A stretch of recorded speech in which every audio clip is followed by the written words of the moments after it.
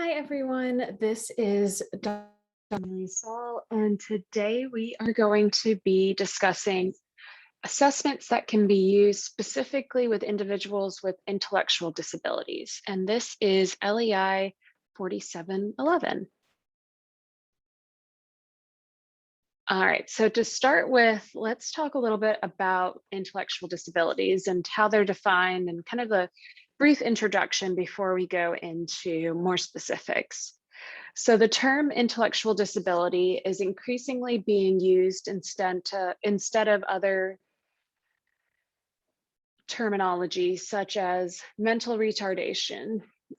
Intellectual disability or mental retardation is defined as a condition of arrested or incomplete development of the mind, which is especially characterized by impairment of skills manifested during the developmental period, which contribute to the overall level of intelligence. For example, cognitive, language, motor, and social abilities. And this is based off of the World Health Organization's definition in 1992. The American Association on Intellectual and Developmental Disabilities, or the AAIDD, describes intellectual disabilities as characterized by significant limitations both in intellectual functioning and in adaptive behavior as expressed in conceptual, social, and practical adaptive skills. This disability originates before the age of 18, and in general, intellectual disabilities applies to the same individuals who were previously diagnosed with mental retardation in kind, level, type, duration, and need for services and support. Every individual who is or was eligible for a diagnosis of mental retardation is eligible for diagnosis of intellectual disability. So when talking about intellectual disability, some of the core symptoms are having a low intellectual functioning. So this is an IQ of less than 70. So this is 2 standard deviations below the mean. And we'll talk about IQ in just a second and what all of that means. Another core symptom of intellectual disabilities is having impaired adaptive behavior. So again, this can be related to cognition, to motor function, those different adaptive behaviors. And we'll talk about how to assess those later on in the lecture. With intellectual disabilities, it can be a mild, moderate, severe, or profound. And that level of intellectual disability varies depending on the individual's IQ. So you can see with a mild intellectual disability, that is an IQ of 50 to 69, and it slowly decreases from there to profound, which is a IQ of 0 to 20. So what is IQ? So IQ is a score derived from one of several tests. It could be from the Westchester Intelligence Scale for Children, or the WISC, from the Stanford Binet or the Kaufman Assessment Battery for Children, and the Ravens Progressive Matrices. Traditionally, an IQ score was obtained by dividing the mental age of the person taking the test, so the age group which on average scored such a result in a random sample of the population, by the chronological age multiplied by 100. However, this method had its shortcomings. For example, it cannot be used in adults, only with children. Currently, the test results are standardized against a representative sample of the population. IQ scores for children are relative to children at that same age. The median result is defined to be 100 and a standard deviation of 15 points. Therefore, 95% of the population have scores within 2 standard deviations of the mean. So that is ranging between 70 to 130. For IQs to be accurate, there needs to be standardized against a population currently similar to the person being tested. For example, using norms obtained in a Brazilian population would produce biased results if the person taking the test is in Burmese. So making sure that everything kind of aligns that way as well. Although IQ can change to some extent with increasing age, it is surprisingly robust construct that is strongly predictive of achievement. IQ has largely inherited component, but environmental factors have a strong effect as well. Heritability increases with increasing age. It can be as low as 0.2 in infancy, 0.4 in middle childhood, and up to 0.8 in adulthood. What appears to be straightforward concept has been married by controversy over the years. For example, some scholars believe that intelligence is a learned combination of many different skills and abilities, while others assume that intelligence is a single trait that is heavily determined by genetics. Even others believe that there are large ethnic or racial differences. IQ tests are different from achievement tests.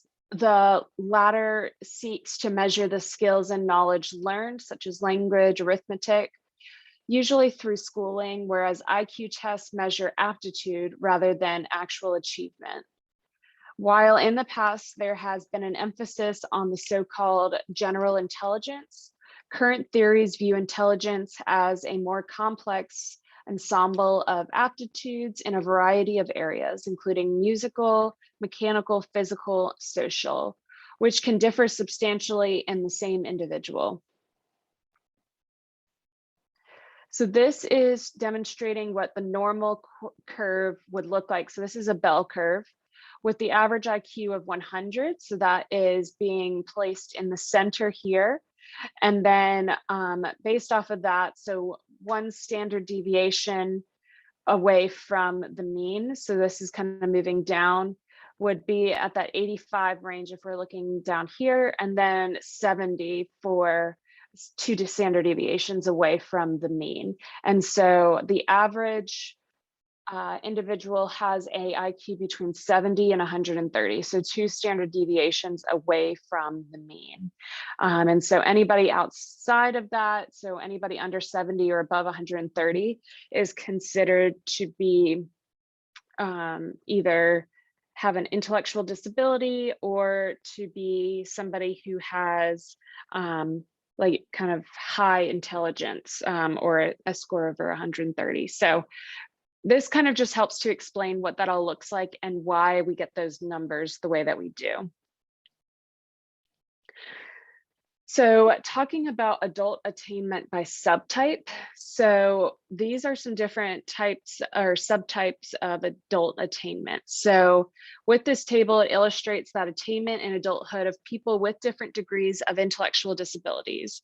It is clear that even those with severe intellectual disabilities can become at least partly independent in looking after themselves through proper supervision, care, and training. The manifestations of intellectual disabilities are mainly developmental delay and intellectual functioning and deficits in social adaptive functioning. According to the severity of the delay in intellectual functioning, deficits in social adaptive function and IQ, the psychiatric classifications describe 4 levels of severity. So the first being profound, so that's at the bottom. IQ is usually below 20. Profound intellectual disability accounts for approximately 1 to 2% of all cases. These individuals cannot take care of themselves and have no language. Their capacity to express emotions is limited and poorly understood. Seizures, physical disabilities, and reduced life expectancy are common. The next level is severe. IQ is usually between 20 to 34, and severe intellectual disabilities account for 3% to 4% of all cases. Every aspect of their development in the early years is distinctively delayed. They have difficulty pronouncing words and have a very limited vocabulary. Though considerable practice and time, they may gain basic self-help skills, but still need support at school and home and in the community. Next level is moderate. So this is an IQ between 35 and 49, where accounting for about 12% of all cases. They are slow in meeting intellectual developmental milestones. Their ability to learn and think logically is impaired, but are able to communicate and look after themselves with some support. With supervision, they can perform unskilled or semi-skilled work. And then the last level is mild. So IQ is usually between 50 and 69 and accounts for about 80% of all cases. Development during their early life is slower than normal children, and developmental milestones are delayed. However, they are able to communicate and learn basic skills. Their ability to use abstract concepts, analyze and synthesize are impaired, but can be achieve reading and computer skills to grade 3 to 6 level. They can perform housework, look after themselves, and do unskilled or semi-skilled work. They usually require some support. Clinical symptoms. So looking at the different clinical symptoms that could occur with an individual with an intellectual disability. So the first is speech. So children with an intellectual disability usually have delayed language development and difficulty speaking and expressing themselves. The degree of severity varies with the level of impairment of intellectual ability. Mild cases can achieve language skills that are only a little poorer than children in the normal range of development. Severe or profound cases can't communicate at all or speak only a few words. Then the next level is perception. So children with intellectual disabilities are slow in reacting and perceiving environmental stimuli. They have difficulties distinguishing small differences in shape, size, and color. Then there's cognition. So this is the capacity to analyze, reason, comprehend, and calculate. And for abstract thinking is often impaired to a greater or lesser extent according to severity. Children with mild intellectual disabilities are compatible of achieving reading and mathematical skills to approximately the level of a typical child ages 9 to 12. Individuals with severe or profound intellectual disabilities lack the capacity to read, calculate, or even understand what others say. Then with concentration and memory, the ability to concentrate is low and narrow. By and large, memory is poor and they are slow at remembering, although there are exceptions. For example, somebody who's like a savant, for example. So they would remember things like trains and all different types of trains, that sort of thing. They have difficulties recalling and their memories are often inaccurate. Next is emotion. Emotions are often naive and immature, but may improve with age. Capacity for self-control is poor and impulsive and aggressive behavior is not uncommon. Some are timid, withdrawn, and shy. And then with movement and behavior, so children with intellectual disabilities often lack coordination, may be clumsy or show excessive movement. Meaningless or stereotyped movements such as rocking, head banging, teeth biting, shouting, tearing clothes, pulling hair, playing with the genitals are frequent in this severe intellectual disabilities. Destructive, aggressive, and violent behaviors can also be seen or observed. Self-injurious behaviors such as self-slapping and biting may occur in moderate and severe intellectual disabilities. With behavioral problems, symptoms like restlessness, so continuously moving around, unable to sit in one space, or poor concentration, impulsiveness, temper tantrums, irritability, and crying are common. Other disturbing behaviors like aggression and self-injurious behavior and repetitive rocking may also be seen. When such behavior is severe and persistent, it can become a major source of stress for families. Therefore, attention should be paid to reduce such behavior while providing treatment and care. Epidemiology, so approximately 85% of individuals with an intellectual disability have a mild intellectual disability, about 10% moderate, 4% severe, and 1% profound.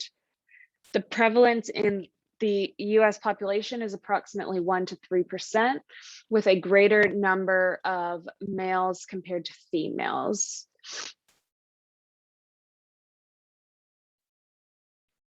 And then the rates vary according to income. The highest prevalence occurs in low and middle income countries, where rates are almost twice those in high income countries. There was another meta-analysis which considered studies published between 1980 and 2009 in European countries, found overall estimates ranging between 0.4 and 1.4%. The prevalence of intellectual disabilities across Asia is broadly consistent, with estimates in Western countries of 0.06% to 1.3%. The most recent Chinese National Survey on Disabilities, conducted in 2006, estimated a prevalence of intellectual disabilities of 0.75%. Prevalence in urban areas was lower, 0.4%, than in rural areas, 1.02%. Looking at the etiology, so etiology of intellectual disabilities is heterogeneous. Injury, infections, and toxins have become less prevalent causes because of improved care and healthcare, while genetic factors have become more prominent. No specific etiology can be found in up to 40% of cases, particularly in mild intellectual disabilities. Environmental influences such as malnutrition, emotional and social deprivation are areas where they can kind of have that impact and cause those intellectual disabilities. Understanding the etiology of intellectual disabilities raises the possibility of treatment and prevention in some cases, while it may allow predicting specific difficulties in others. Many factors have been confirmed to cause or be associated with intellectual disabilities. These factors, which influence the development and function of the child's brain prenatally, perinatally, or postnatally, can be divided into three groups: organic, genetic, and sociocultural. Trisomy 21 and Fragile X are the most common diagnosable genetic causes of intellectual disabilities. It is unlikely that all intellectual disabilities will fit neatly into these three groups. For example, there may be an overlap between the genetics, environmental, and sociocultural factors. Conversely, in up to 2/3 of mild cases and 1/3 of severe cases, no causes are found, highlighting the need for further research. A more detailed list of causes is available through the World Health Organization. So you can see those here. So you got genetic, and then the prenatal, so that's before birth, perinatal during birth, and postnatal after birth. So looking at some prenatal factors, so things like chromosomal abnormalities. So that is, for example, Down syndrome, Fragile X syndrome, and Turner syndrome. These are very common with those chromosomal abnormalities. There's also things like metabolic and nutritional disorders, maternal infections, environmental conditions, gestational disorders, neonatal complications, infections and intoxicants, environmental factors, and brain damage. So, sorry, those were prenatal, perinatal, and then postnatal. So some classifications of intellectual disabilities according to measured intelligence. So I kind of mentioned this before, and this shows also that standard deviation. So this is helpful in kind of knowing how they relate. So mild being 2 to 3 standard deviations below the mean, moderate 3 to 4, severe 4 to 5, and profound 5 or more. So when looking at classifications of intellectual disabilities according to intensities of support. So if they need intermittent support, that is support on an as needed or episodic basis. Person does not always need the support, or person needs short-term support during lifespan transitions. When provided, intermittent support may be of high or low intensity. So examples would be loss of employment or acute medical crisis. Then limited would be that support characterized by consistency over time, Time limited but not intermittent, may require fewer staff and less cost than more intense levels of support.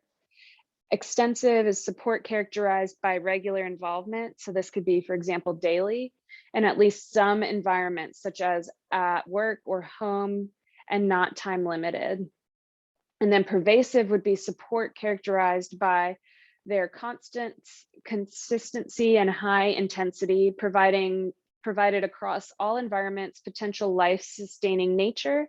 Pervasive supports typically involve more staff and intrusiveness than extensive or time-limited supports. So this would be, for example, having somebody that is there providing care for the individual full-time. Etiology, so looking at how the different types of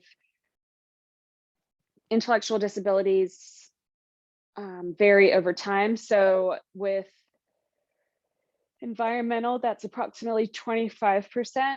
Chromosomal is about, chromosomal abnormalities is about 12%, and kind of goes from there, with unknown genetic being 25% and unknown environmental being 25%. So you can see almost 50% is unknown. Psychiatric and medical comorbidities. So some common comorbidities that go along with different types of intellectual disabilities. So compared to children without an intellectual disability, children with an intellectual disability are at higher risk of having other health problems. The most prevalent health conditions are epilepsy, cerebral palsy, anxiety disorders, oppositional defiant disorder, and autistic disorder. A dual diagnosis. So as already highlighted, intellectual disabilities have higher rates of psychiatric disorder. A comorbid psychiatric illness, often referred to as a dual diagnosis, occurs in about half of individuals with intellectual disabilities. The more frequent being ADHD, depression, autism, and conduct problems, but schizophrenia and bipolar disorder also occur at least as often as in the non-intellectual disability population. Psychiatric illnesses like schizophrenia, depression, and obsessive compulsive disorder present with roughly the same features in those with mild intellectual disability as in other people. However, recognition can be difficult in youth and moderate and severe intellectual disabilities, who tend to display more disorganized, unpredictable, and difficult to understand symptoms, compounded by inability to describe their experiences. Depression may present as withdrawn behavior, irritability, and aggression. Manic episodes may present as distinct periods in which the youth with intellectual disabilities absconds, becomes boisterous, irritable, and disinhibited. Aggression without clear precipitants and associated with bizarre behaviors suggestive of hallucinations or suspiciousness could suggest schizophrenia. The existence of a family history of psychiatric illness, such as schizophrenia or mood disorders, may raise the suspicion. Timely identification and treatment of these comorbid conditions reduces disability, family burden, and improves quality of life. There are questionnaires available that can help clinicians in the assessment of comorbid psychiatric problems. And then with epilepsy, between 1% and 13% of children with Down syndrome have epilepsy. Epilepsy, often severe and hard to control, is present in 85% of Engelmann syndrome patients within the first 3 years of life. Patients with Fragile X syndrome are highly prone to develop epilepsy. Visual and hearing problems are present in about 5 to 10% of persons with intellectual disabilities. Sometimes these problems can be resolved by using hearing aids or glasses or undergoing surgery for cataracts. As noted earlier, other developmental disabilities such as cerebral palsy, speech problems, and autism can occur along with intellectual disabilities. Persons with multiple disabilities pose a big challenge in terms of providing care. Common conditions associated with intellectual disabilities. So there's Down syndrome or trisomy 21, which is a 1 to 1,000 risk, where the risk increases according to the maternal age. So as the mother gets older, it increases their risk of having this condition. So if a mother is ages 25, then it's a 1 to 12 or yeah, a 1 to 1,200 risk, whereas a woman who's age 49 who is pregnant has a 1 to 10 risk of having a child born with Down syndrome. Fragile X has a 1 to 2,000 to 5,000 ratio, which is where the X linked dominant, so greater likelihood of it being a male than a female. With the phenylketonuria, so PKU, this is variable prevalence depending on the country and on other factors like that. There's congenital hypothyroidism, which has a prevalence of 1 to 2,000 to 4,000. There is fetal alcohol syndrome, which is a prevalence of 0.2 to 1.5 to every 1,000. So just some different types of conditions that are potential within intellectual disabilities. Characteristics of individuals with intellectual disabilities. So some learning characteristics include attention, memory, academic performance, motivation, generalization, and language development. Some social and behavioral characteristics include poor interpersonal skills, socially appropriate interactions, and difficulty establishing and maintaining friendships. So this shows just a list of some of those common behavioral characteristics of individuals with intellectual disabilities. So things like attention, inability to attend to critical and relevant features of a task, diminished attentional span, and difficulty ignoring distracting stimuli. So you can see that for attention, memory, motivation, generalization, language development, academic development, and social development. And so this also talks about, educational placement for individuals with intellectual disabilities. About 50% are in a separate class, 26% go to a resource room, 17% are in regular classrooms, 6% have separate schools, 0.4% are in residential facilities, and 0.4% are homebound or in hospital settings. Some educational considerations are functional academic or functional curriculum, community-based instruction, standard-based instruction. With intellectual disabilities, they will have what's known as an IEP or an individualized education plan that is developed between the student, their family, and the teacher. And it's based off of their preferences, the student's age and years left in school, their rate of learning, their current and future settings, and other skills that are needed. And so as a recreational therapist, if you are working in a school setting, this is something that you will need to refer to when developing your treatment plan for your client. Some effective instructional techniques to consider with individuals with intellectual disabilities are to have high expectations, to use task analysis. So a complex behavior or task is broken down into sequence steps. So for example, if you're asking them to draw you a picture of something, you want to break that down into the simplest steps that you can and walk them through every step along the way. Use cooperative learning, so where the students are able to interact together to accomplish a common goal. Scaffolding, which is where support is given to a student learning a new task, and the support is withdrawn as the student becomes more independent and no longer needs the support.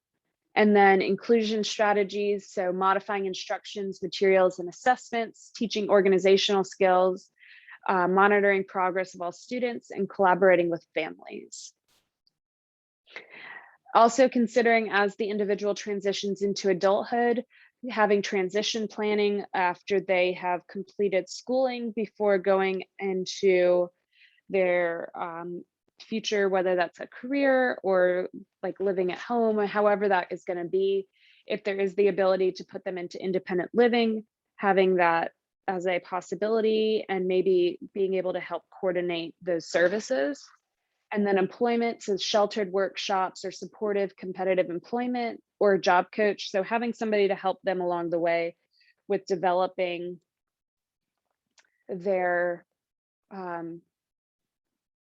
basically learning different skills. So for example, there's a place that I have been to or toured where they have basically a factory set up, and they are doing different services at that factory, such as they are making picture frames, like a lot of picture frames. So like they'd be sent to like Walmart or something for you to buy and then bring home and change out the picture with your own picture and put it on the wall.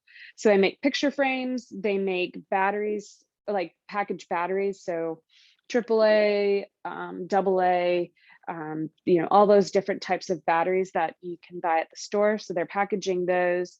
They are doing all these different types of factory work. And so these are individuals with intellectual disabilities, and they're learning these skills and applying these skills in a supported workshop, and then going and using those skills out in the community at a, after they get hired somewhere and have practiced the skills in a more safe environment, so then they can go out and work independently. So it's a pretty interesting program of how they go from, learning these skills within that, supported sheltered workshop or supported competitive employment, and with the goal of them learning those skills and then taking them out into the community, into maybe a different factory or into a different setting where they can apply those skills.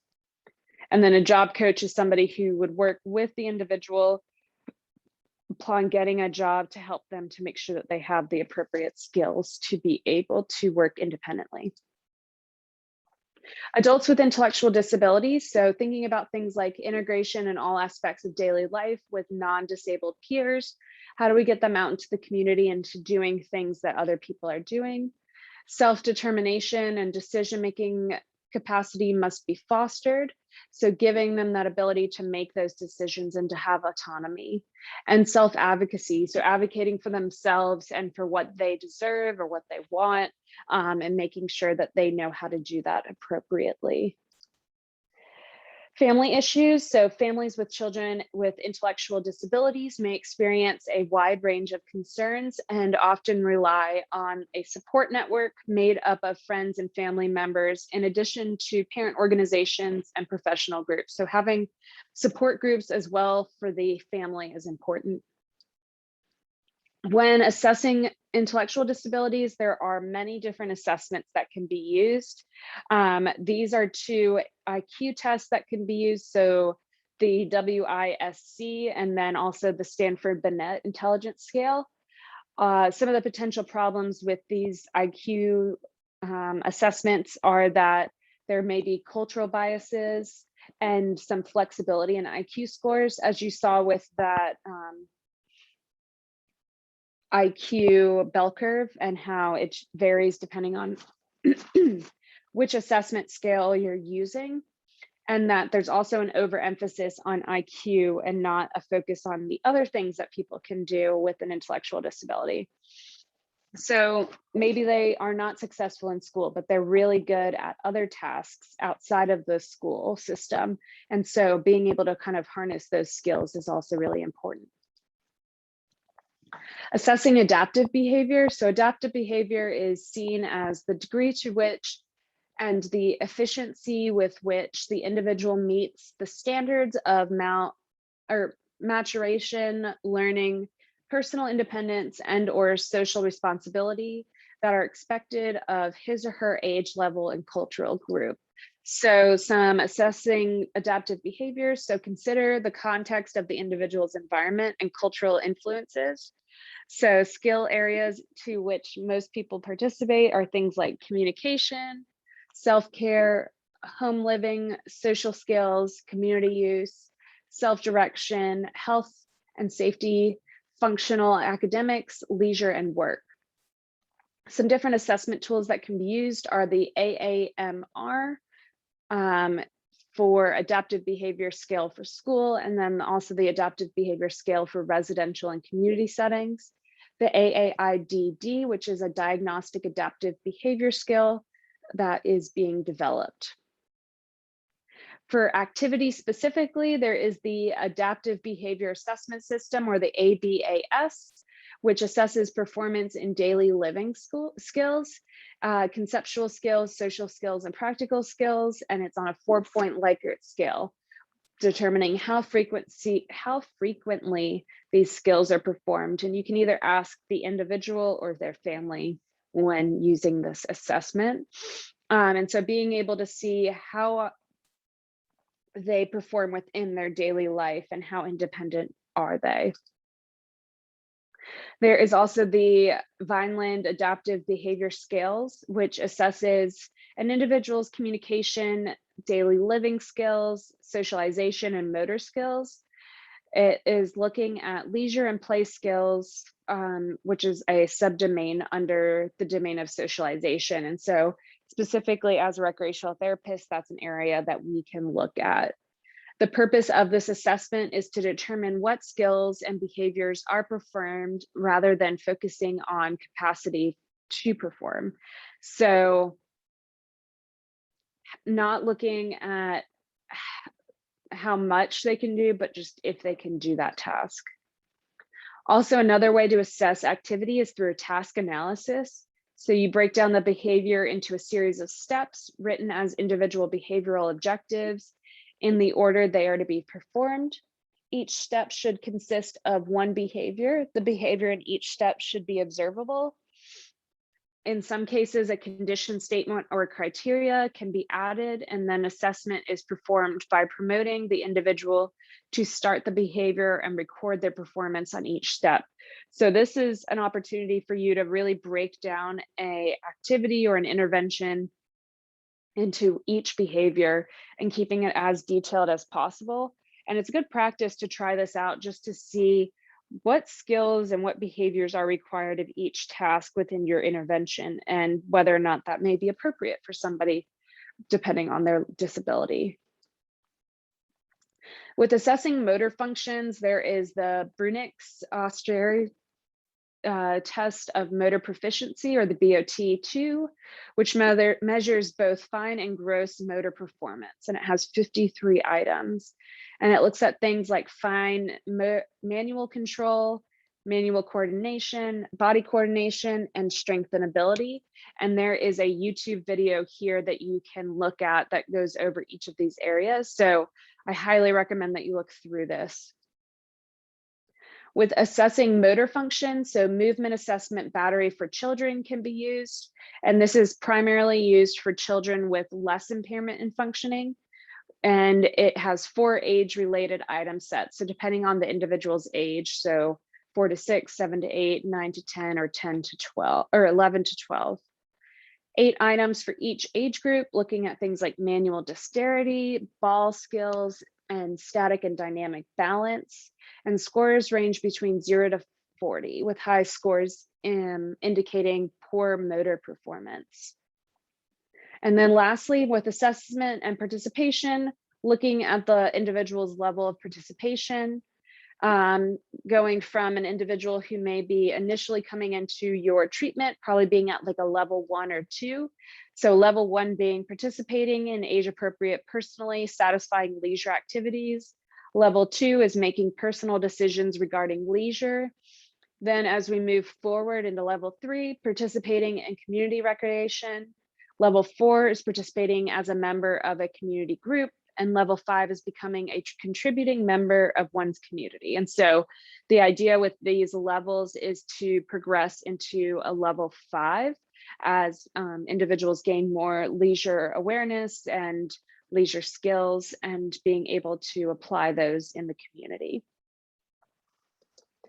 All right, that is all that I have for you all today. If you have any questions, please let me know. Have a great day. Thank you.